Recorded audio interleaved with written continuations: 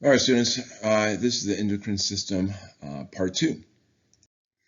All right, so basically this is just a schematic on the left side that you see here, okay, is basically representing the male, because of course you get the male organ, the testes and prostate, and on the right side, which is pink, of course, representing the female. So of course, the things that kind of go, you know, I guess on both sides. So basically, of course, male and females are going to have the same organs: pancreas, the adrenals, thyroids, and so on and so forth. Of course, the difference are just simply just going to be the reproductive system. Again, in which the reproductive system actually does play a role in the endocrine system. All right. Okay, so of course, for the male, very easy. Has the male only males, of course, have prostate or the testes. Okay, so prostate, small gland. And that is actually, in terms of cancer, that is one of the leading causes of cancer in men, and that is prostate. But anyway, simply it's an organ. The prostate slash testes, particularly the testes, is an organ that produces spermatozoa, the male reproductive cells. All right, so that's producing sperm. All right. The prostate has several functions as well. Really won't get into it there. I'll probably get more into it when I get into the reproductive system. But again, these things play a role in the endocrine system. Ovaries, uterus. All right, the ovaries produces and releases eggs.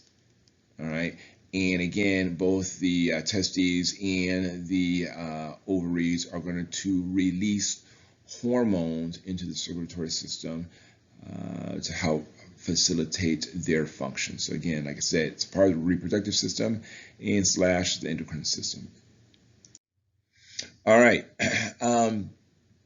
Here we have the pancreas. So the pancreas might be the organ that you might be most familiar with, particularly if you have, I guess, family members, loved ones, friends, or maybe even yourself kind of deals on some level or another with diabetes. But the pancreas releases chemicals directly into the bloodstream.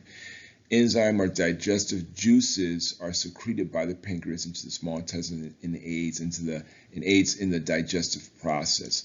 So again, the pancreas, one big thing, of course, that you may deal with or know someone, insulin. So the pancreas actually produces insulin, and of course, the insulin aids in the digestive process, in which it helps and allows glucose. All right, which is we call blood sugar. All right, a lot of things in science that ends in ose is a carbohydrate. Lactose, glucose, maltose, fructose, and so on and so forth. But insulin allows for glucose to get inside your cells so that you don't have high glucose levels in your circulatory system. All right, but again, like I said, and the pancreas actually produces other things there, but yeah, so that's part of the pancreas. The adrenals actually sit on top of the kidneys. They really don't really have similar functions as the kidneys in terms of filtering out blood and so on and so forth, but they produce a number of hormones, including adrenaline, all right, which actually is released during kind of like the fight and flight response. Steroids, aldosterone, cortisol. Again, like I said, this is part of the adrenals that's found on top of the kidneys. Again, plays a role in the endocrine system. So again, adrenal glands. Again, so this is just kind of like a closer picture of it. Again, it sits on top of the kidneys, like so, on both kidneys. All right. Again, produces a variety of hormones. All right, that plays a role again in the circulatory system. I'm sorry, plays a role in the endocrine system. Now, let's look at, again, the anatomical position of the thyroid and the parathyroid. The thyroid and parathyroid around in the neck area. So the thyroid gland is a butterfly-shaped organ. As you see, it looks kind of like a butterfly shape. At the base of your neck, it releases hormones that control metabolism. Closer view again, so the thyroid and the parathyroid. So this whole thing, the butterfly-shaped organ, that is the thyroid.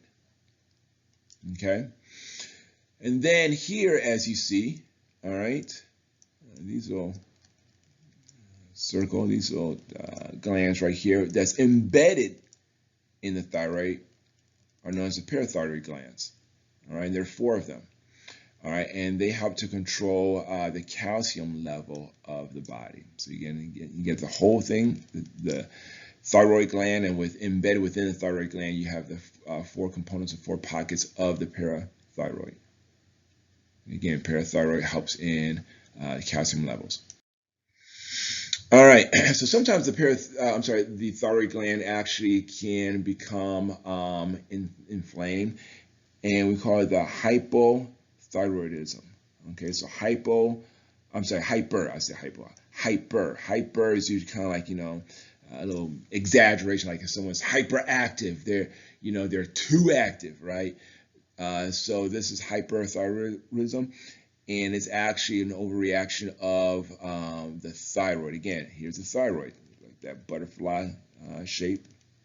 All right, as you can see here, that's the trachea. Okay, taking air into the lungs.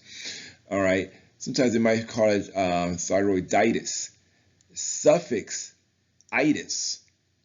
All right, in the scientific medical community, it usually means inflammation of. So again, sometimes this can get actually pretty enlarged, and as you see in this picture, all right, a lot of times we use this, it's kind of enlarged. All right, we call that a goiter. All right, and unfortunately, people who deal with this, there, right, you will see an enlargement around in that area. Sometimes you see like maybe bulging eyes, or their eyes look larger than normal.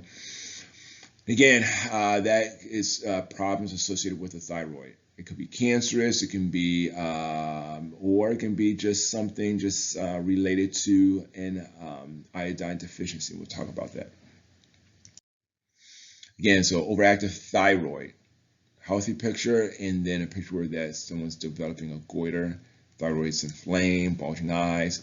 Some other symptoms that's associated with it. There's a number of symptoms and everything. You can look it up, but fatigue simply means just tiredness, and weight loss. Okay, when the thyroid is actually overactive. All right, so again, that can be associated with an iron deficiency. So that could be one reason why the thyroid is overactive. So in the reading as you see here, iron is an important element that's required for the production of the thyroid hormone.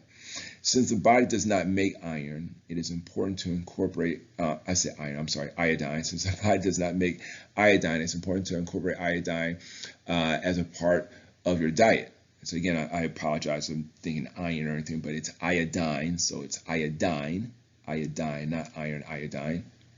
All right, iodine is found in various foods.